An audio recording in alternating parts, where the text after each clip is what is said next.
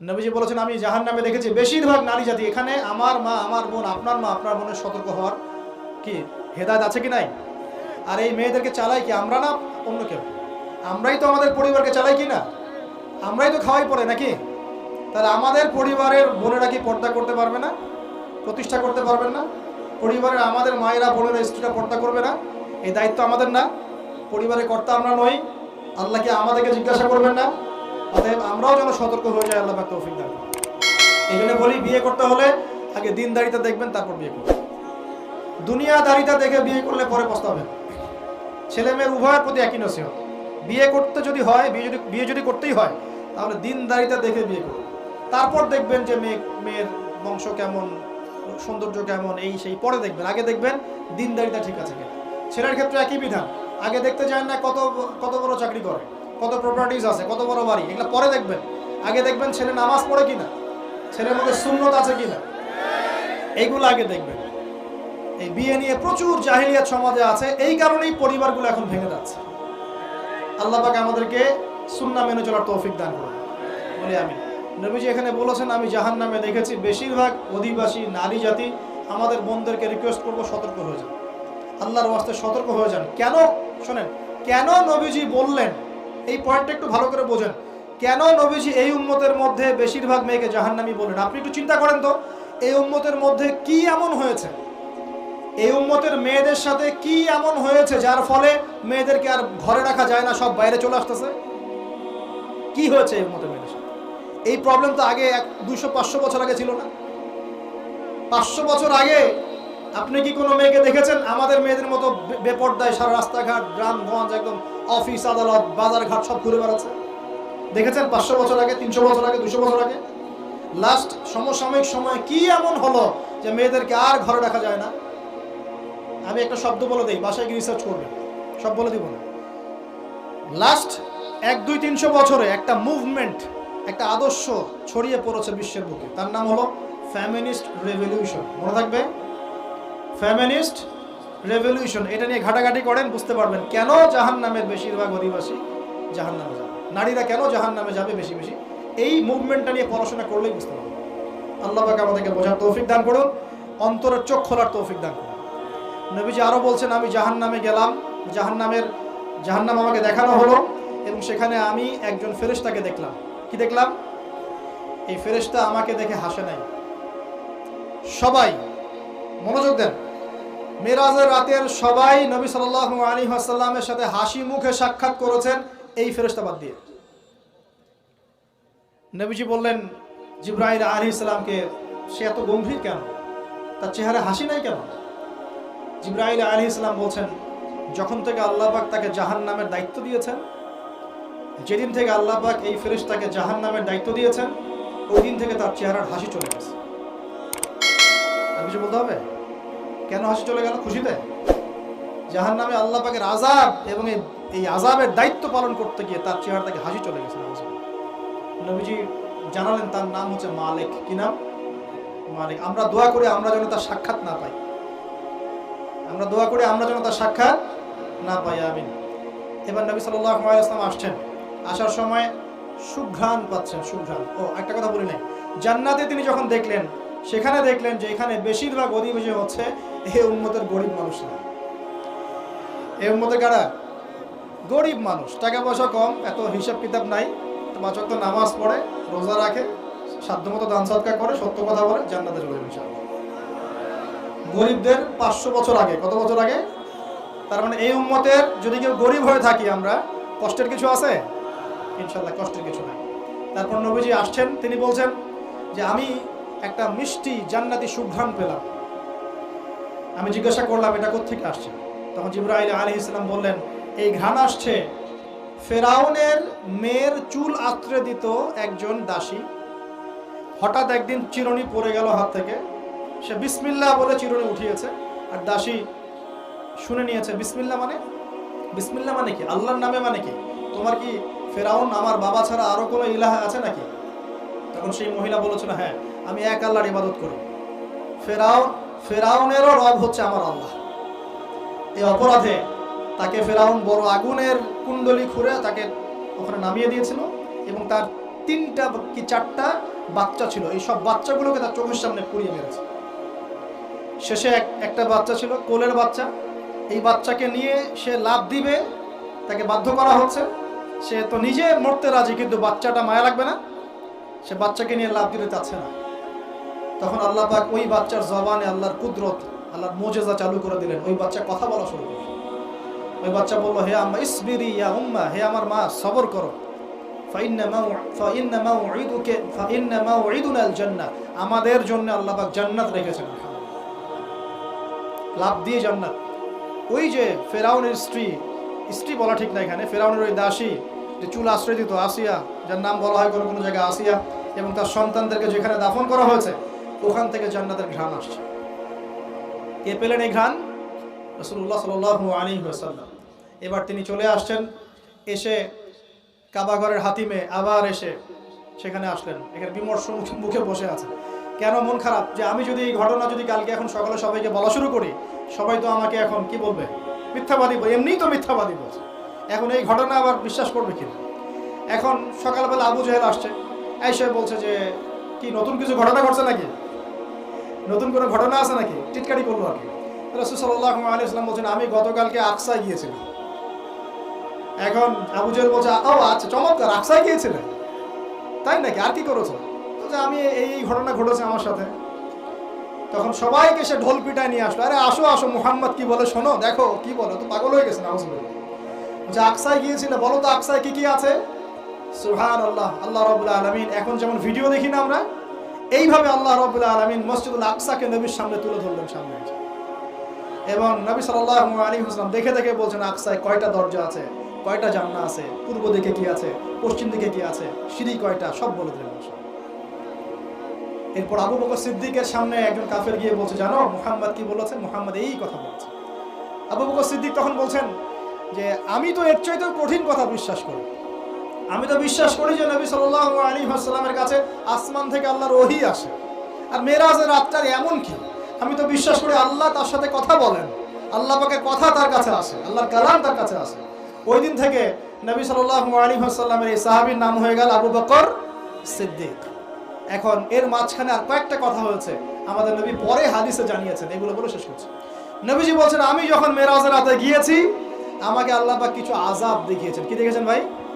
আমরা দোয়া করি আল্লাহ পাক এই আযাবগুলো থেকে আমাদেরকে বাঁচান, এবং যে পাপের কারণে এই আযাব হয় সে পাপ থেকে আমাদেরকে বাঁচান। বলেন আমিন। আর একটা কথা বলে রাখি, যেহেতু নবীকে এই আযাবগুলো দেখানো হয়েছে, অন্য কোনো নবীকে কিন্তু দেখানো হয় নাই। কাকে দেখানো হয়েছে? আমাদের নবীকে। তার মানে এই পাপগুলো এবং এই আযাব আমাদের উম্মতের মধ্যেই বেশি থাকে। বুঝতে পারছেন না মনে হয়? এই আযাব এবং পাপগুলো কি অন্য কোনো নবীকে দেখানো হয়েছে? আমাদের নবীকে দেখানোর কারণ কি? কারণ আপনার উম্মতের মধ্যে এই পাপগুলো ছড়াবে বেশি, এবং আপনার উম্মতের একটা অংশ এই আযাবগুলো ভোগ করবে। কি আযাব? নবীজি যাচ্ছেন, দেখছেন, যুবকরা শুনো ভালো করে, নবীজি দেখছেন একটা চুলা, কি ভাই, তন্দুর রুটি দেখেছেন যে চুলায় রান্না করে, ঠিক ওই রকম শব্দই হাদিসে এসেছে, তন্দুর। এই চুলা এমন চুলা যার মাথাটা হচ্ছে সরু, নিচের দিকটা মোটা, নিচে আগুন জ্বলছে, ভিতরে কিছু মানুষ আছে, নিচ থেকে আগুনের দাবদাহ আসছে, যখনই আগুন আসছে জাহান্নামের, তখন তারা ধাউ ধাউ করে উপরে উঠছে, আবার যখন আগুন নেমে যায় তখন তারা নিচে নেমে যায়। নবীজি মর্মান্তিক দৃশ্য দেখে বললেন যে এরা কারা, যাদেরকে এমন আযাব দেওয়া হচ্ছে? জিবরাইল আলাইহিস সালাম বললেন, যুবক ভাই শোনেন ভালো করে, জিবরাইল আলাইহিস সালাম বললেন, এরা হচ্ছে আপনার উম্মতের সেই সব ব্যক্তি যারা বিবাহ বহির্ভূত জিনা করেছে। এই পাপটা মারাত্মক। আল্লাহ পাক আমাদের সবাইকে পাপ থেকে ফিরে আসার তৌফিক দান করুন, এবং এই পাপ যদি করে থাকেন হতাশ হবেন না, তওবা করে আজকেই ফিরে আসবেন। তওবা করলে আল্লাহ পাক যে কোনো পাপ মাফ করে দেবেন ইনশাআল্লাহ। যে কোনো পাপ, তওবা খাস করতে হবে, কোনোদিন এই পাপে লিপ্ত হওয়া যাবে না। এই যে গত 3-4 দিন আগে একটা দিবস চলে গেল না, লক্ষ লক্ষ কোটি কোটি যুবক যুবতী পাপ করেছে, করে নাই?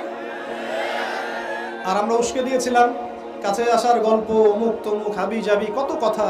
আর এদের স্লোগানগুলো এত চটকদার, খুব মজা লাগে, খুব মজা, মুখরোচক ভাবে উপস্থাপন করে। আল্লাহ পাকের কাছে আসার গল্প করা যায় না, রাসূলের কাছে আসার গল্প করা যায় না। আসলে এখনকার মিডিয়াগুলো এতটাই নির্লজ্জ হয়ে গেছে। কেন বলছি শোনেন, ইসলামের সাথে শত্রুতা তো আছেই, কোনোদিনও আল্লাহর কাছে আত্মসমর্পণ করা লাগে এমন কোনো ওয়ার্ডও বলবে না। টাইটেল দিবে ভূমিকম্পের কাছে মানুষ কত অসহায়, টাইটেল দিয়েছে একটা। প্রাকৃতিক বিপর্যয়ের সামনে মানুষ কত অসহায়, প্রকৃতির কাছে মানুষ কত অসহায়, এসব টাইটেল দিয়ে ভিডিও দিচ্ছে ওই যে ভূমিকম্প ইস্যুতে। একটাবারও বলল না যে এই আল্লাহ পাকের কাছে, আল্লাহর শক্তির সামনে মানুষ কত অসহায়। ওই শব্দ ব্যবহার করা যাবে না। ওই শব্দ ব্যবহার করলে আপনি মৌলবাদী হয়ে যাবেন। যে প্রকৃতিটা কি? প্রকৃতি কে? প্রকৃতি কাকে বলে? কত প্রকার? প্রকৃতির স্রষ্টা কে? প্রকৃতি কে নিয়ন্ত্রণ করছে? ভূমিকম্পের কোনো ক্ষমতা আছে না? ভূমিকম্প যে দেয় তার ক্ষমতা আছে। এই সাগরের কোনো ক্ষমতা আছে? সাগরে যে জলোচ্ছ্বাস দেয় তার ক্ষমতা আছে।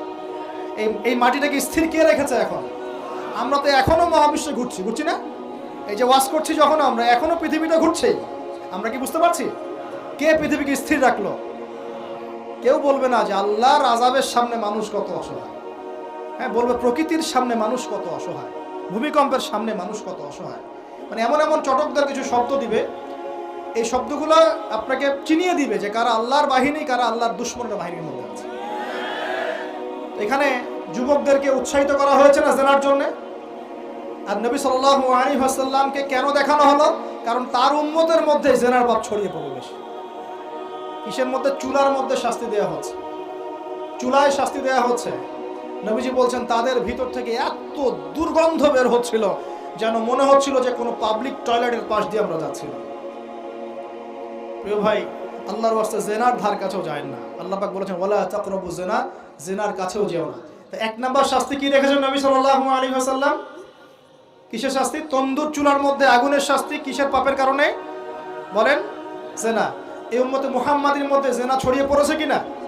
এখন আমরা কি এই স্রোতে গা ভাসাবো না দূরে থাকবো? আমরা হালাল উপার্জনের সোর্স তৈরি করব, করে হালাল বিয়ে করবেন ইনশাআল্লাহ। হালাল উপার্জনের মাধ্যম তৈরি করবেন, করে বিয়ে করবেন ইনশাআল্লাহ। বিয়ের আগে কোনো পীড়িত নাই, সব পীড়িত বিয়ের পর ইনশাআল্লাহ পারা যাবে ইনশাআল্লাহ। আর সব আগে ভাগে খেয়ে শেষ করে ফেললে পরে খাবেন কি?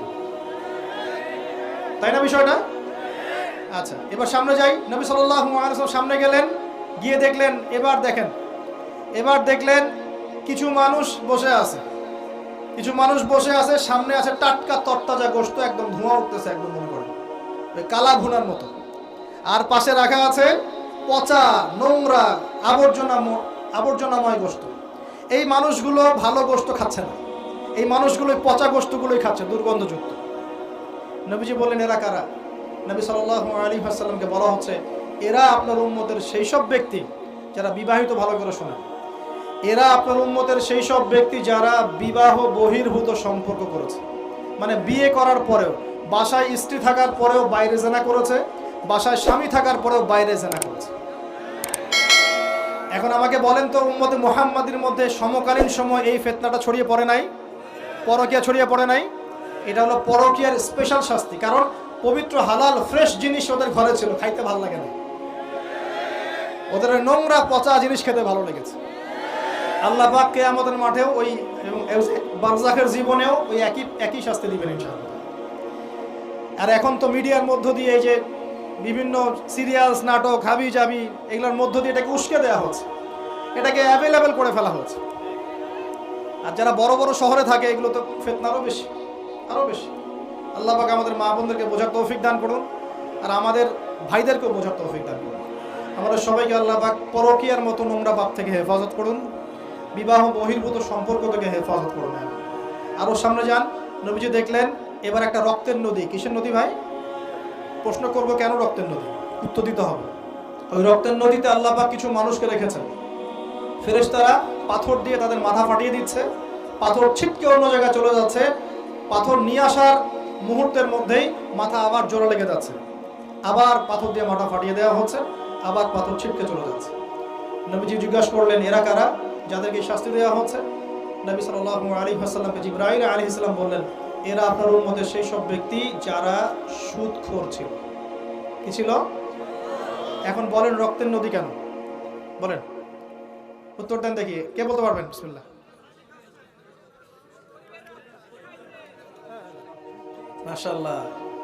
মাশাআল্লাহ, শুকরিয়া।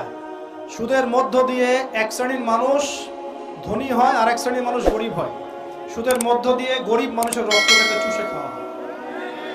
এই কারণেই কিয়ামতের মাঠে এবং বারজাখের জীবনে রক্তের নদীতে ফেলে মাথাটা ফাটিয়ে দেওয়া হবে। মাথা কেন ফাটানো হবে? এই মাথা দিয়ে শয়তানি বুদ্ধিটা বের করেছিল যে ইন্নামাল বাইউ মিসলুর রিবা, সুদ হচ্ছে ব্যবসার মতোই। এই শয়তানি কোত্থেকে বের হইছে? এই মাথা থেকে। এখন মাথা ফাটাই দেওয়া হবে। আল্লাহ পাকের শাস্তি খুব নিপুণ। আমি চিন্তা করার চেষ্টা করেছিলাম আজকে কেন এই শাস্তিগুলো এইভাবে আসবে। আল্লাহু আ'লাম বিসওয়াব, আল্লাহ ভালো জানেন, তবে আমাদের কাছে এটা মনে হয়। এরপর সামনে যান। এই পাপের কারণেই আরো কিছু মানুষকে শাস্তি পেতে দেখা গেছে। নবীজি দেখেছেন আরো এক শ্রেণীর মানুষ যাদের পেটটা ফুলে আছে। প্রাসাদ দেখেছেন, অট্টালিকার মতো পেটটা ফুলে আছে, ভিতরে সাপ কিলবিল করছে।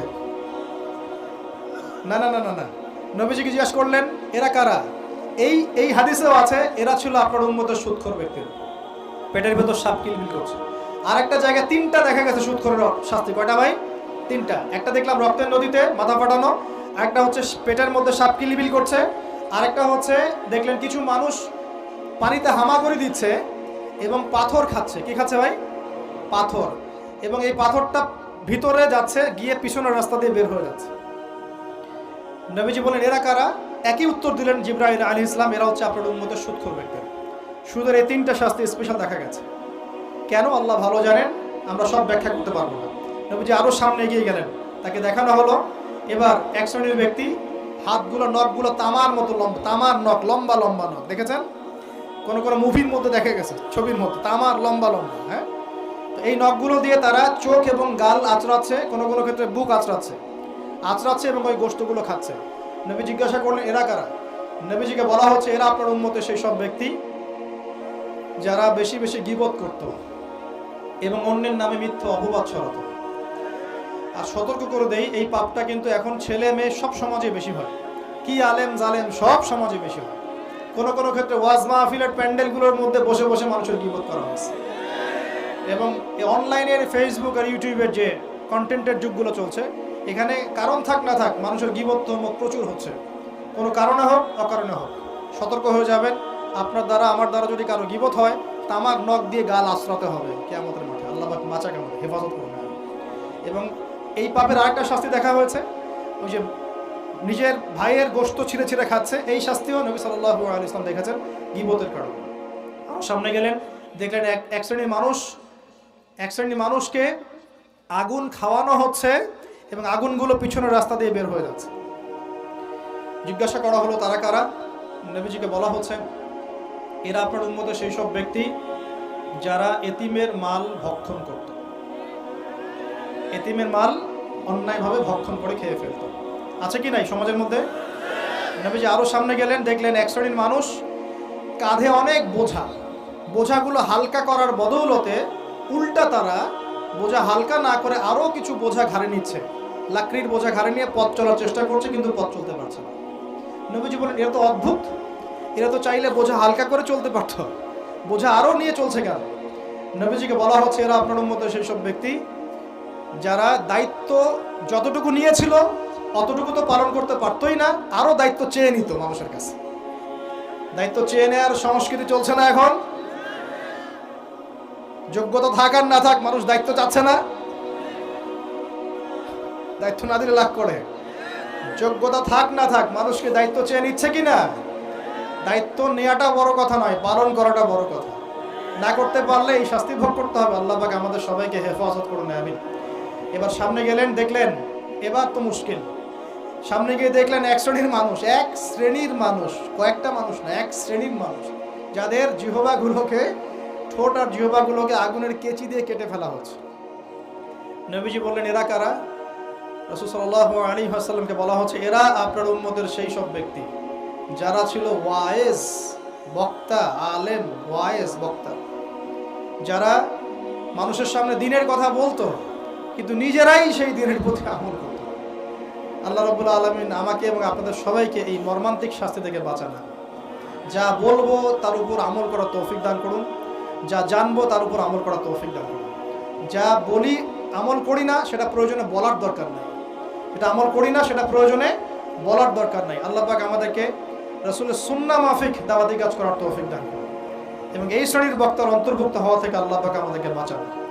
এইভাবে তিনি আরো বেশ কিছু শাস্তি দেখলেন, তারপর তাকে ফিরিয়ে আনা হলো। এই মেরাজের ঘটনা এভাবে শেষ হলো।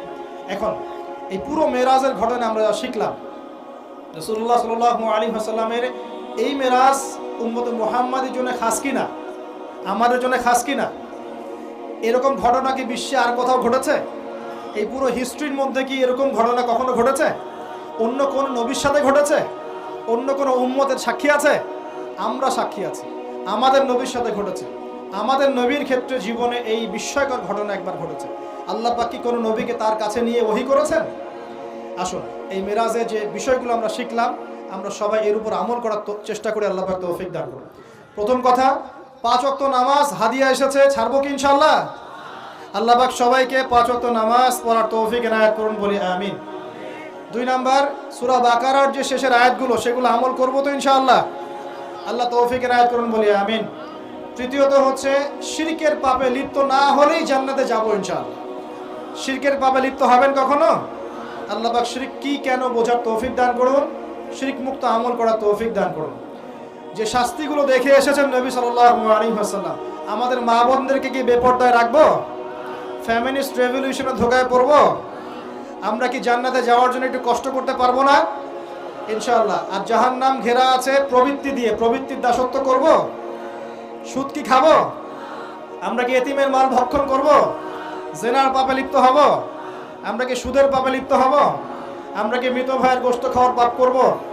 আমরা কি এমন বক্তা হব যে কথা বলে কিন্তু আমল করে না? আমরা কি দায়িত্ব পালন করতে পারি না, এমন দায়িত্ব ঘাড়ে নিব? আল্লাহ পাক আমাদেরকে সবাইকে মেরাজের রাতে নবী সাল্লাল্লাহু আলাইহি ওয়াসাল্লাম যে মর্মান্তিক আযাব গজবগুলো দেখে এসেছেন, এগুলো চেনার, বোঝার এবং এগুলো থেকে দূরে থাকার তৌফিক দান করুন, বলি আমিন। এই পাপগুলো থেকে